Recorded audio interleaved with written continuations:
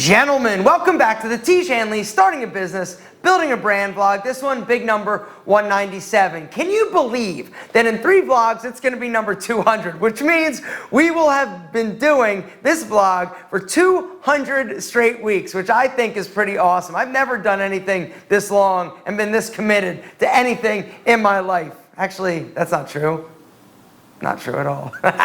Here's the deal. Something cool, something true that I want to tell you about is the fact that there's a link down below this video to a quiz. Now, if you haven't been to Tiege.com in a while, you probably have no idea what's going on. The website is looking amazing, but one feature that we have been working on or thinking about or conceptualizing for a while, and it's finally sort of rolling out, and we're still testing and trying and tweaking the questions, but it's a quiz. It's a skincare quiz where you go on, you fill out 7 questions. It asks you or takes you through 7 questions. Some are multiple choice, some are more basic than that. And it's going to generate a recommendation for you, a Tiege Hanley system for you. And so it's really cool. I played around with it. I did a bunch of different tests with different, sort of inputs, and it really does an amazing job. So if you guys are interested in checking it out and letting us know, if you dig it, guys, we would really appreciate it. So down below this video, we're going to link to the quiz. Take the quiz, and then down in the comments, let us know, yo, I liked it, yo, I dig it.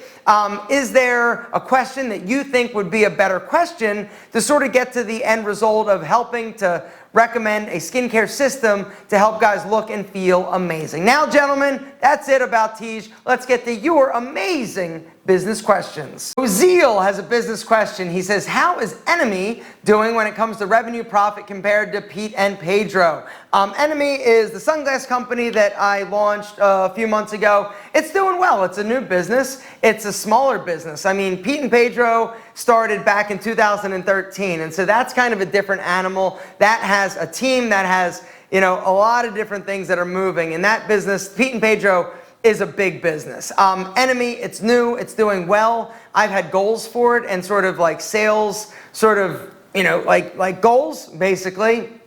And we're still feeling it out. We're figuring out the marketing, we're figuring out the market, and we're just right now in the process of getting content out there. We've got some new designs that are being manufactured, and really just taking all of the feedback that we're getting, because one of the big issues that Enemy has is that when I wear the sunglasses, they look big on me because I've got a small face. But the sunglasses, all of them are what are considered like medium or average size proportions.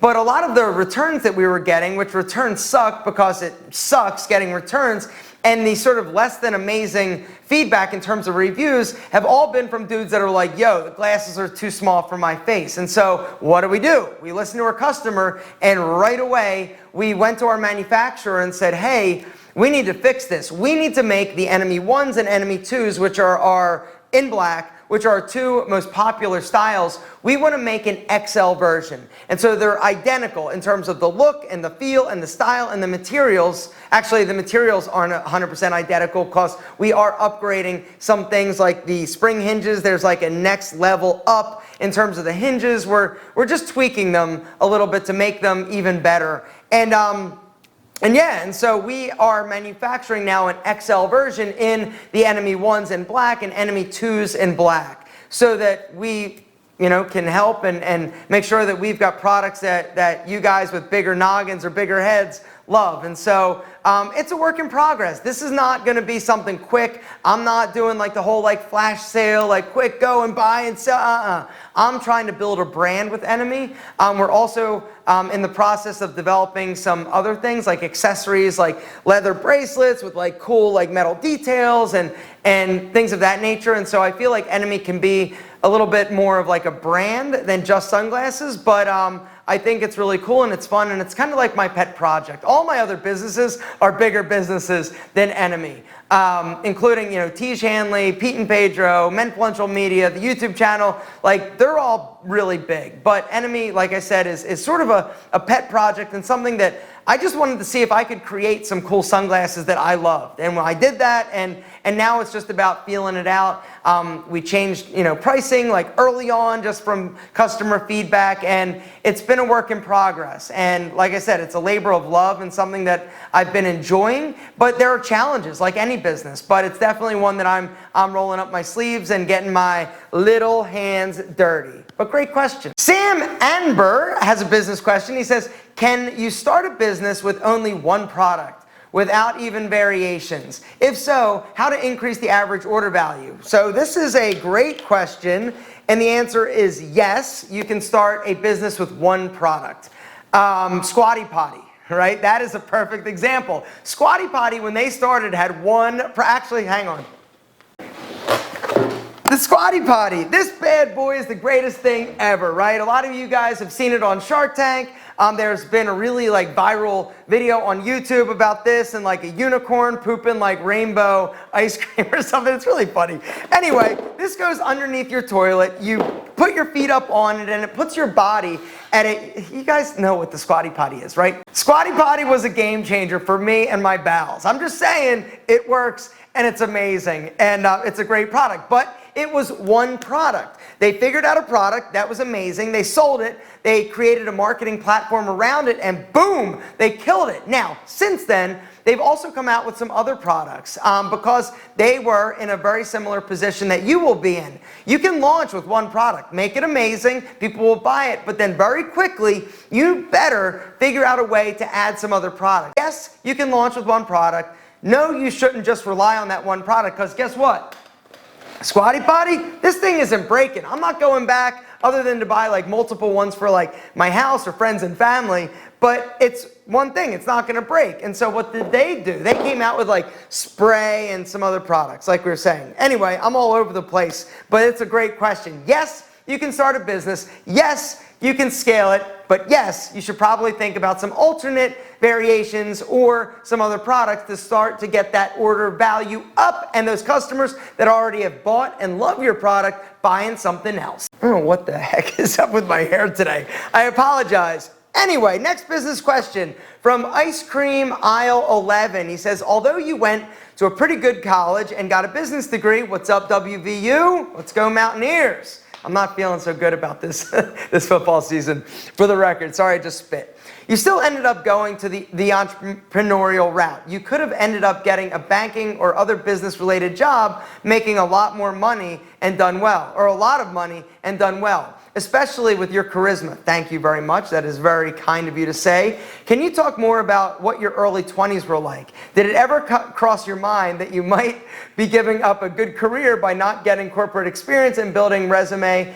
Had entrepreneurship not worked out for you, which it obviously has. I'm still in my early 20s, and my concern is if I give up my corporate job and it doesn't work out, I might not be able to go back. Okay, so great question.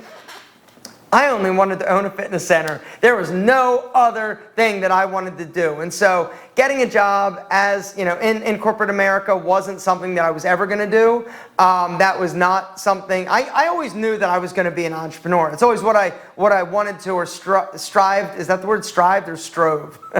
I strived to be. From a very young age, I wanted to own my own business. I wanted to own my own fitness center. And so when I was getting a degree in business management, my senior project was, conceptualizing and putting together a business plan for a gym.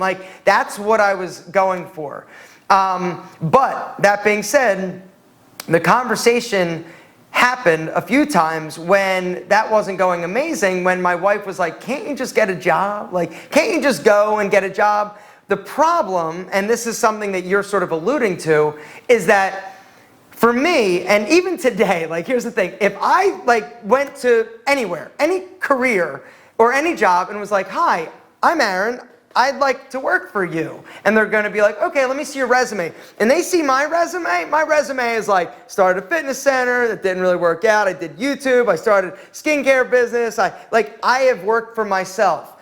And so I don't have any corporate experience. And so I honestly would not get hired for the majority of jobs out there, because companies are not looking to hire creative, good guys that have great personalities and have very good people skills, unless you're in sales. And then sales, it's okay, can you sell? The proof is in the pudding. Sales is one of those jobs. Like if you are looking to make like a lot of money and you don't want to go into sort of the entrepreneurial route, or you're not looking to go into like management, the people that I know, my friends or associates or acquaintances that have really done well in terms of money financially, they're all in sales. They find a product, a lot of times it's in software or some type of service, and they just kill it. They are out there, they're grinding, and they are crushing it. They're making a ton of money selling somebody else's product, but they found a great product and then they are using their skills. But for you, it sounds like you're sort of on the fence. Like you are enjoying working at a corporate job. It sounds like there's a lot of potential for you to sort of go down that route and be successful. And it is. I mean, once you sort of take a break, and if you try to start your own thing, right, you're going to have some gaps in your resume or your work. Your resume, sorry. And so yeah, it's just something that you've got to decide. But if you are an entrepreneur, like it's burning inside of you and nothing will do. Like even if you are making a lot of money, you still in your head are like, yo, I want to do this for me, and I would rather take a pay cut. I would rather not make as much money doing what I love and what I'm passionate and what I really want to do, as opposed to working for somebody else making a lot of money. Now for me, it would, like, nothing sounds worse for me than sitting behind a desk and having like a job or in a cubicle. Like, no freaking way. I would claw my eyes out. But my wife, the thought of being an entrepreneur and doing her own thing like scares the crap out of her. She has no desire. She wants to work for the man, and my wife has a great job. She's a marketing director for a very big engineering firm. And so she does great. She does well. She loves it, but she wants to leave her work on Friday. She wants to come home and do whatever. She doesn't have to worry about being an entrepreneur, worrying about the things that I have to worry about. And so for you, my friend, it's really up to you. Could I have made a good career being in sales or being in business? Probably. Upper management in a fitness chain? I don't know. But it was definitely not something that I ever wanted to do. And so luckily for me, I stumbled my way through a few things, a few businesses, and found something that I'm pretty decent at. But great question, and good luck. This isn't a business question. This is just in relation to something that I mentioned last vlog. I mentioned that this week, actually, I'm filming this on a Tuesday. Tomorrow, I'm headed out to LA. By the time you're watching this, I'm already back, and I'm going to be filming some video with Joe, or some videos while I'm out there with Joe from Bluemon and Alex Costa from the Alex Costa YouTube channel. And so I mentioned that in last vlog, and our friend said, I thought you and Alex didn't get along because he hardly ever advertises your products, and you guys seem unfamiliar to each other. But I'm glad you two will. So anyway, so Alex Costa, I've met Alex before. We met at the MENfluential conference last year.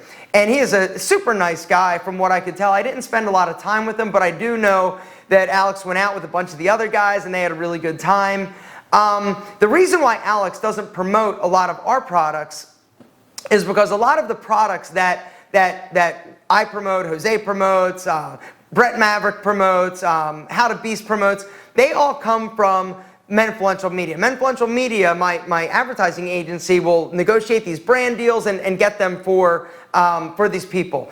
Alex has an agency that he basically works with that represents him. And so there's some, it's different. When you work like with an agency, he's going to do a lot of things. Like he gets a lot of these like really like luxurious high-end Instagram deals with like, I saw him, I think I saw something like with Ferrari and Louis Vuitton. Like he's doing like super glamorous, amazing things.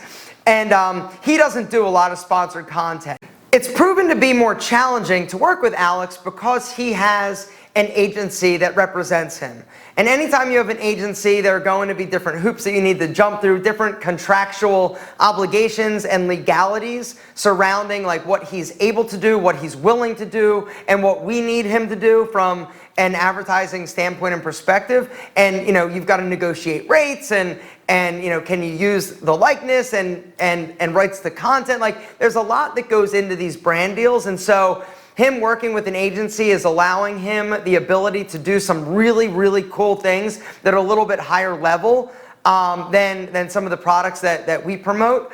but it doesn't mean that he's not going to. We're actually working on figuring out a way to work together more, because he is a talented guy and he is somebody that is doing really well in the space, and we've got a lot of brands that would love Alex to talk about their products. So, work in progress. The Style Goat says, having ads for a business can get expensive really fast, and sometimes it feels like a waste of money. Absolutely, it does. What are strategies you think are most effective to get the most out of an ad? The ability to test is very important. The ability for you to identify what's working, what's not working, and then not spend the money on things that aren't working is critical to you not wasting a crap ton of money. Because in all of my businesses, I have wasted so much money. Certain businesses, I've wasted a ton of money. I've wasted money on influencers. Tiege Hanley has wasted money on influencers that just haven't worked, that haven't proven themselves. And so you've got to be able to test. And the one thing with like influencer marketing and advertising is don't necessarily think that just because somebody has a big following, a big audience, that they're going to be able to give you a great ROI on your spend. You've also got to be realistic in what you're expecting as a return. The one beautiful thing about YouTube, and why I personally believe that YouTube is a great spend, or a great way to spend marketing dollars, is because unlike banner ads, unlike TV ads, unlike these standard or traditional advertising, when you spend that money and your ad is showing, once the ad is actually done and your budget is gone, those ads never show again. That's it. Like, you better have gotten what you're getting, or else, you're done. You're not making any more money. YouTube, it's a different story. And that's one of the reasons why so many brands are doing well with YouTube, is because they're investing a little bit of money now, and then the long tail, or basically the what's the word I'm thinking of? Drag. The term is drag. There's nothing out there in terms of advertising that I'm aware of that has the drag of a YouTube video. Like, there are a lot of companies, a lot of videos that, for Tiege Hanley, some of my older videos that I did 3 years ago, still are generating sales, still are getting the views. And so that's one of the beautiful things about YouTube and using that platform, is that it's evergreen, as they say. And so the content's out there, it's staying out there unless you take it down, or the influencer or whomever you're paying to promote your brand, unless they take it down, it's out there and it's going to produce for years and years and years, which is an amazing opportunity. But but ultimately, see, I almost said it. Ultimately, you need to be able to test. You need to be able to track the advertising spend. And that's the most valuable thing. But the cool thing about the internet really is that you can track really well with unique URLs, even biddy links, codes. There are different ways, but you also need to be aware that there are some people that are just organically going to type in your business and not go through the link. And so there is value that happens, or as a result of people just talking about it, even though you can't necessarily tie a one-to-one dollar connection to every single sale.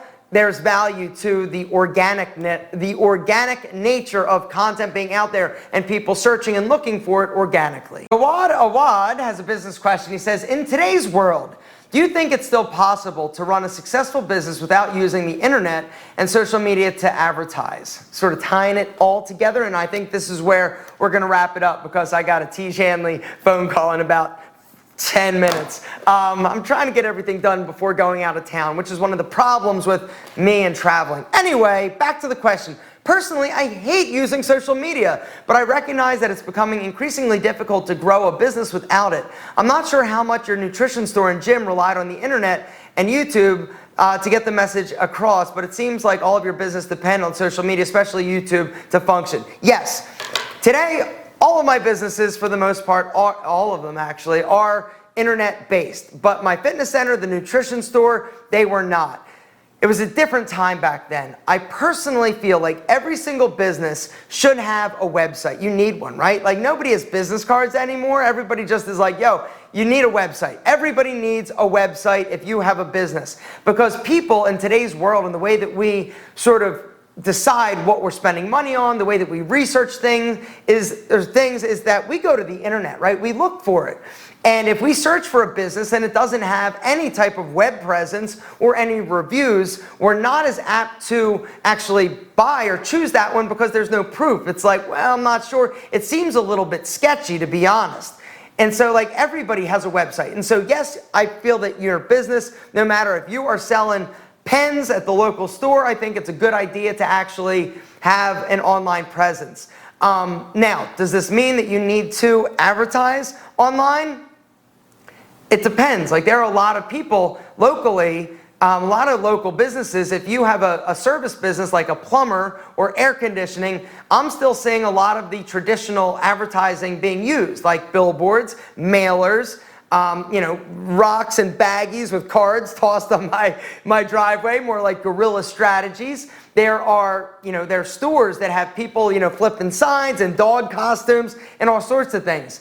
And so I think it really depends on your business. If you are not skilled or interested in utilizing the internet to advertise, I would say get a second opinion or possibly hire somebody to take that work off of your plate, because obviously you're not going to be somebody who's going to want to roll up their sleeves and get their hands dirty and start figuring out Facebook and marketing and Twitter and marketing and how to advertise on YouTube. Like, let somebody else who's been there and done that help you. But I will say this, do not hire somebody without getting referrals. Do not hire somebody that's just a friend who's going to just like help you out, because when you just get helped out by friends, a lot of times you lose the ability to bitch or to say, yo, this isn't working or this isn't right.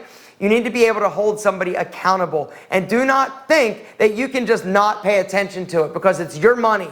And something that we've learned at Tiege Hanley is some of these agencies that we've hired have totally kind of like bullshitted us. And it wasn't until we started looking and paying attention and really questioning them and asking them, like, wait a second, what about this? And why is this expensive? Or what about that? You've got to be willing to educate yourself. One of the things that I regret for myself personally is that I didn't embrace social media. I didn't embrace technology more early on in all of my businesses. It's something where I personally, if you ask me, I hate technology. I hate it. I would rather, you know, not have to deal with it, but it's the reality in the world that we live in. And so think about it like this. You're competing with all the other people that are willing to do the things they need to do and market online and figure it out. And so depending on your business, I say it really is going to depend on the magnitude of how much you're going to market, how much you're going to utilize the internet. But is it necessary? I'll say no. Is it a good idea to have some type of web presence? I would say yes. But great question, and thank you for asking it. Hope that made sense. Guys, that is where I am going to wrap it up. I think like 3 minutes. I got to call. Guys, we love you more than our double monk strap shoes. If you have a business question, down in the comments, leave it and start it with business question. Ask your question. Next week, we'll get to more of you. More of them. I will tell you about this crazy YouTube dinner party I'm going to, which I'm super excited about. But I'm a little nervous because honestly, I don't know what to wear. Exactly, that would be my biggest problem. Anyway, guys, we love you more than our double monk strap shoes. Make sure to go and check out the recommendation link and give us your feedback. Are there any questions you think we missed, and what do you generally think about it? So far, we've been testing it and it's been converting really well. And so I'll give you more details and updates next week. Guys, thank you so much for all of your help. We love you more than our double monk strap shoes.